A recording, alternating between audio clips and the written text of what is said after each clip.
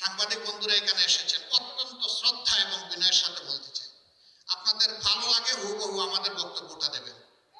আমাদের বক্তব্যের নামে আপনাদের কোনো বক্তব্য আমাদের উপর চাপাবেন না।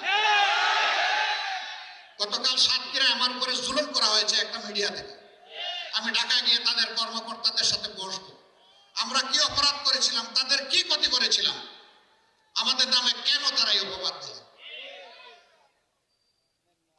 মিডিয়াকে আমি স্যালিউট জানাই। আপনাদের দায়িত্ব হচ্ছে কালোকে কালো, সাদাকে সাদা বলা। আমার মধ্যে কোনো কালো থাকে আমাকে ছাড় দেবেন না, কিন্তু আমার সাদা পোশাক কেউ কালো করবেন না।